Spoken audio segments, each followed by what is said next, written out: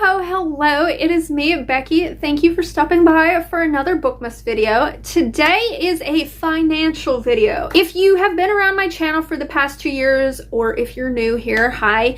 I like to keep track of certain things throughout the year to keep track of how much I'm spending on books, how much I'm saving on different services and things like that. So this year I decided to bring you this financial video of how much the library and Netgalley has saved me on books.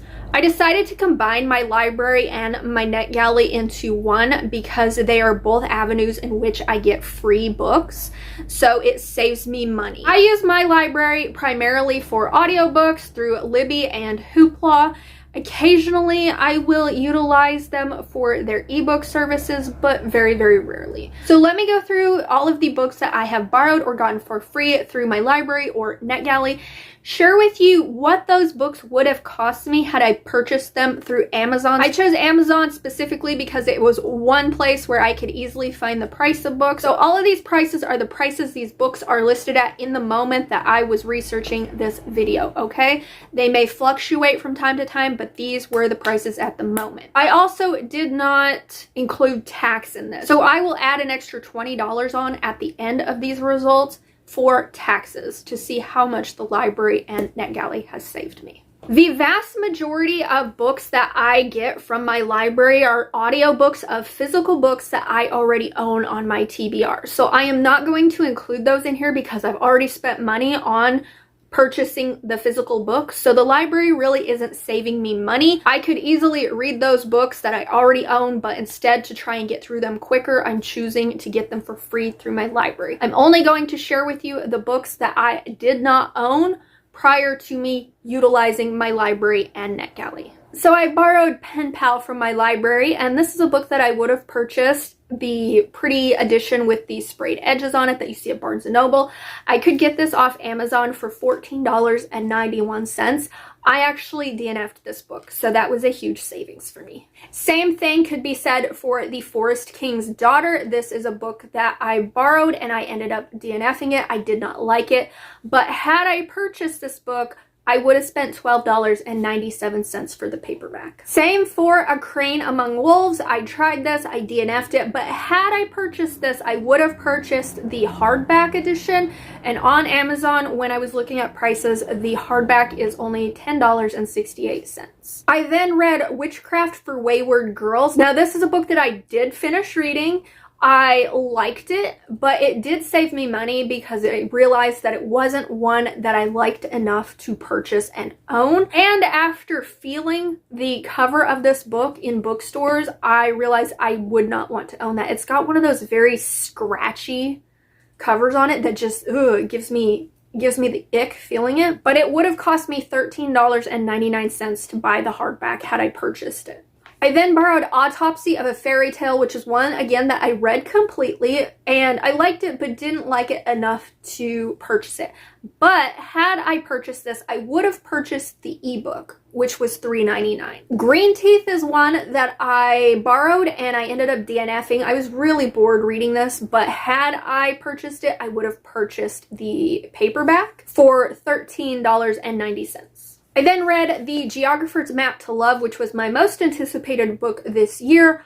I did not like this book. I was very disappointed in it. So that saved me money because had I purchased this, I would have spent $13.08. Our Infinite Fates is one that I DNF'd, but had I purchased this edition with the gold sprayed edges, it would have cost me $11.79. Flower Heart was one of my book club picks, so I read this. It was just okay, but had I purchased this, I would have purchased the ebook, and that would have been $5.99. Same thing for Hot Hex Boyfriend, another book club selection, and when I was looking up the price of this, the ebook was actually more expensive than the paperback for some godforsaken reason. Don't ask me why.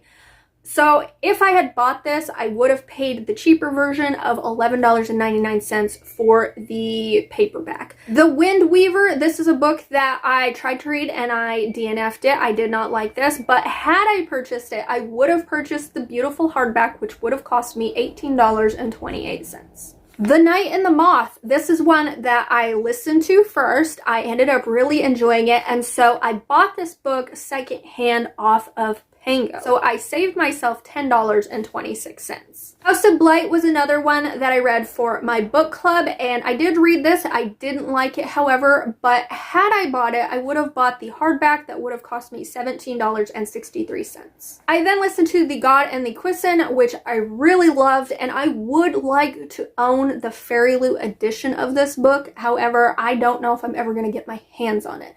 And that is the only copy of this book that I would buy. However, I could buy the hardback copy of this off Amazon for $31, but I won't because it wouldn't match my other edition. So it saved me money in that sense, but I would really like a Fairy Loot edition of this book. I liked it. A Song to Drown Rivers. This is one of my 6-star reads of the year. I loved this book. It made me sob. It made me like things I don't typically like in books. And I did end up buying this book. However, I bought it from Pango and it saved me $6. I then listened to Spookily Yours, which I did read, and I actually enjoyed this book. But had I purchased it, I would have purchased it as an ebook for $3.99. I tried to read Nocticadia and I DNF'd this book. It was just a little too much for me. But had I purchased this, I would have purchased the hardback edition for $20.99 because I am always gravitating toward this book in the bookstore. And I kept resisting. And it's a good thing I did because I didn't end up liking this book. I then listened to House of Bane and Blood, and I didn't like this book either. I ended up DNFing it. But had I purchased the paperback, it would have cost me $14.24. In the Veins of the Drowning is one that I did read, and it was just okay. I didn't really love it. But had I purchased the paperback, it would have cost me $14.59. Now, Pride and Prejudice and Zombies. This is a rarity. This is an ebook that I borrowed from my library off of a recommendation video. I DNF'd this book. But had I purchased it, I would have purchased the ebook for $1.99. The Deathless one is another one that I tried and I DNF'd. And had I purchased this, I would have purchased the really pretty paperback for $12.60. Tourist Season. This is another one that I tried and I DNF'd. I was just really tired of the whole serial killer romance thing, and it just wasn't as good as the Ruinous Fate series in my opinion. So had I purchased this book that I'm constantly drawn to in the bookstore, I would have spent $25.96 on it. I gave Rewitched a try and I DNF'd this book too. I was just really bored with it, but had I bought the paperback, I would have spent $19. The Sapling Cage is one that I read for my book club, but had I purchased this, I would have purchased the paperback for $9.15. I listened to Queen Move and I liked this book. I didn't absolutely love it though, so I didn't feel the need to buy it, but had I bought it, I would have bought the ebook for $4.99. The Stone Witch of Florence was another book club book, and I did read this, but I didn't love it enough to buy it. But had I bought it before reading it, I would have bought the hardcover for $14.24. So through my library services alone this year, I have saved $338.20. Now let me share with you the ebooks and the audiobooks that I received through Netgalley and share with you how much using Netgalley